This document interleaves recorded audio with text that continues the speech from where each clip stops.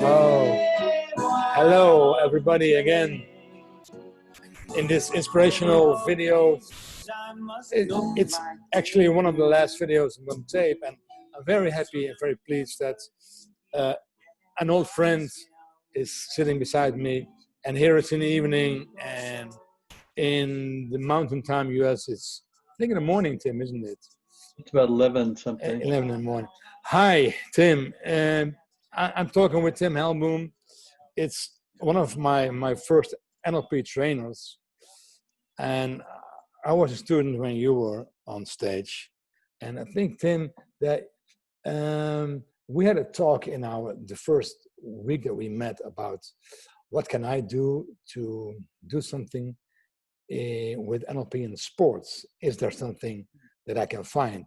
And then you looked at me and you said, it isn't there. And if you want to do something, you have to do it yourself. And I did. Yeah, and it's good.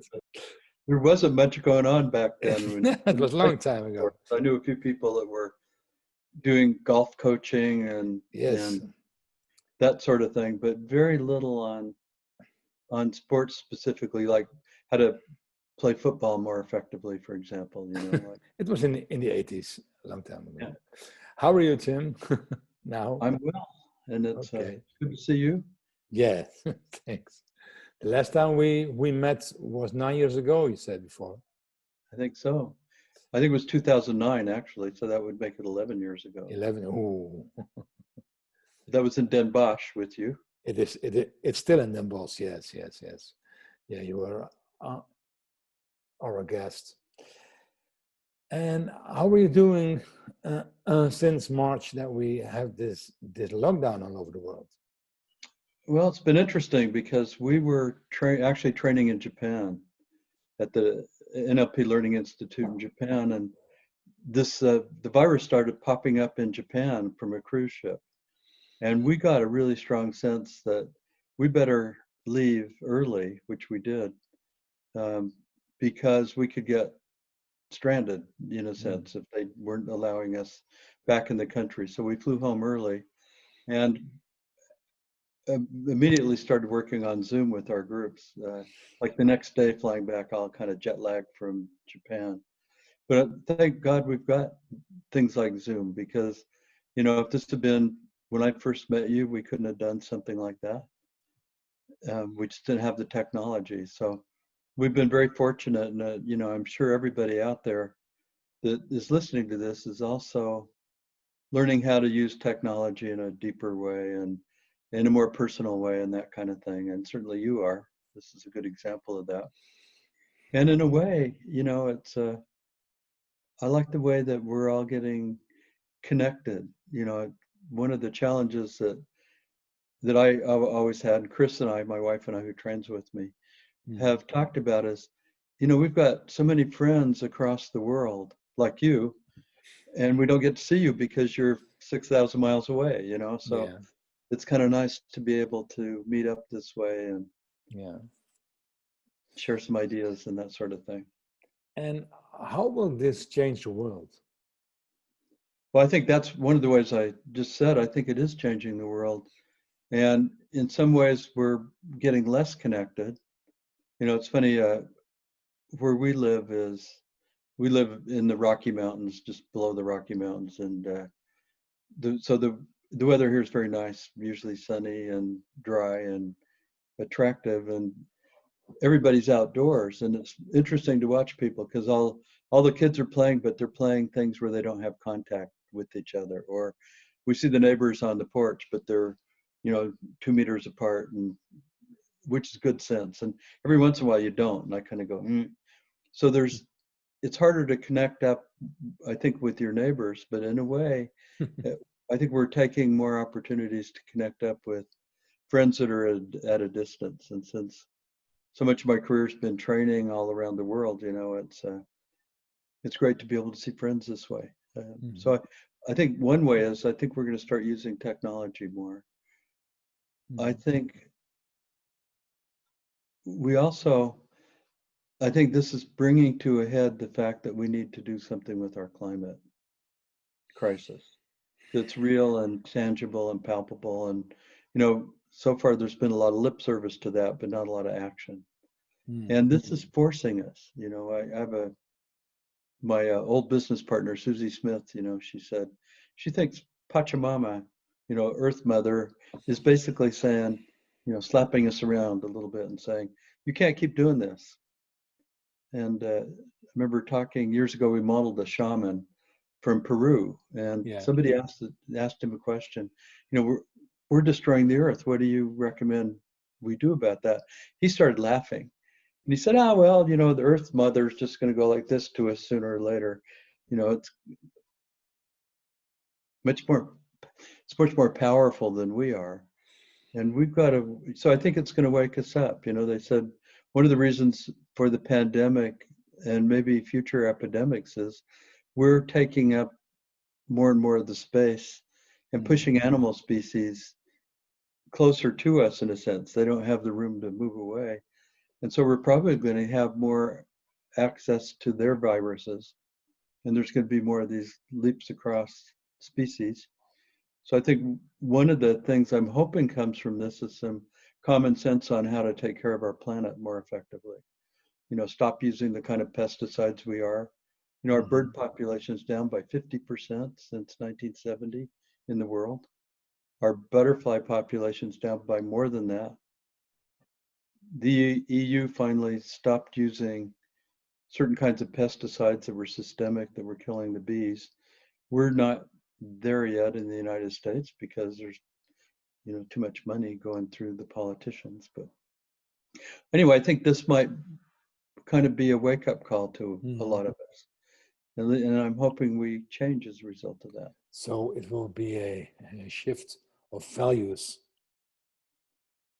Yes, and I maybe believe. valuing what's real and not just, I think we've been the victims of greed and power and selfishness, and now it's time that we start cooperating. And this may force our hand, which is, I think, can be sometimes out of these tragedies come the most beautiful things.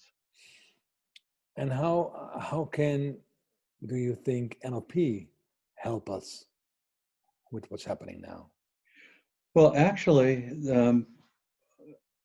several of us got together and we were talking about that, and we were related it a lot to climate change. And we said, what are some unique things that we as NLPers can do? Because we're not, earth scientists or physicists or whatever, agriculturists, but what we thought we could do is help with messaging. The thing about NLP, we do a lot of modeling with language patterns and the language patterns of Milton Erickson, which are the language patterns of influence. So often what I see from people trying to wake us up about the environment or about this COVID-19 virus, it's more like the fear part of it. It's kind of like, oh no, this bad thing and that bad thing are going to happen. And what I see is a lot of discouragement. I remember talking to some young people a couple of years ago, Yeah. and I was asking them what they plan to do with their future. And they said, what future? There isn't going to be much of a future. So why bother? And I thought, boy, that's a shame. This is where we need to get innovative and creative and say, what do we need to do to make this world a safe and wonderful place to plan and live out our futures and our children's futures? And I think this is one of maybe the first things that's going to come along and shake us up a little bit. So I'm thinking what we can do is help with proper messaging. There's these ideas in NLP like proper naming. If you say any word, of course, it creates an inner experience. So if I say the word dog, anybody that understands what I just said is going to have some kind of image of a dog and that sort of thing. And if we say, we can help guide people's experience towards a recognition of what they can do or what's possible. And I think also things like the well-formedness conditions and outcomes.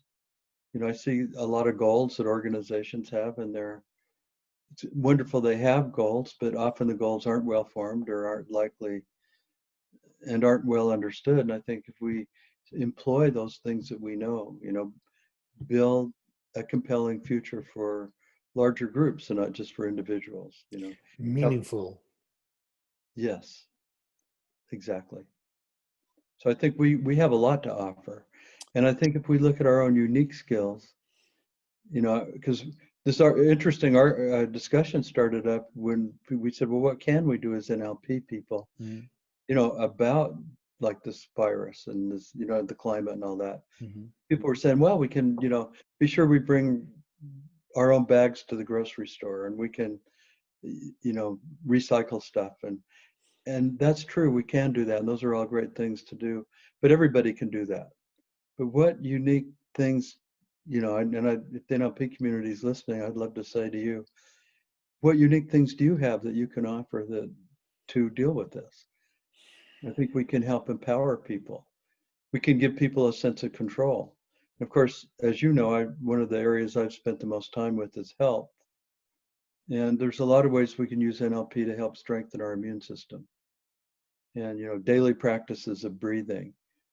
We can start eliminating the limiting beliefs about ourselves and about what's possible for ourselves and replacing them with empowering beliefs like, you know, I can do it. So it's time for a global drop-off. I think it is, exactly. Because you have been teaching me the drop-off. But we have the thing that Chris actually developed more than I did, called the universal cycles of change. And that's when I contributed to it, but it was more her deal. But it's where you have a creation point, and then you have growth, then you go into a wonderful, complex place. Then the environment won't support it anymore. And you have to drop something off, have some dormancy to recreate where you're starting. And this is a big droppings off. I think you're right, Peter. I'd agree with you. Yeah. Well, Tim, we are at the end of our talk. So if you have a closure or one line or two, end the meeting, please do. Feel free. Well, let me say this just really quickly to everybody out there. Use your NLP skills. Actually work with yourself. Change your, you know, strengthen your immune system. Share what you can do with the community. You don't even have to call it NLP. You just have to say, here's how you make an outcome that really works. And you've all got amazing tools and abilities. And I'd say put them into action. Use it. Well, thank you. Thank you so much, Tim. And this is the end of our talk. Say hi to Chris. I shall. And I hope to hug you again somewhere. Yeah, me too. I don't know. A virtual hug to you and all your listeners. Okay, thank you. Bye-bye, Tim. Bye-bye. Bye-bye, everybody. See you in the next video. Inspirational time. And use what you have. Ciao.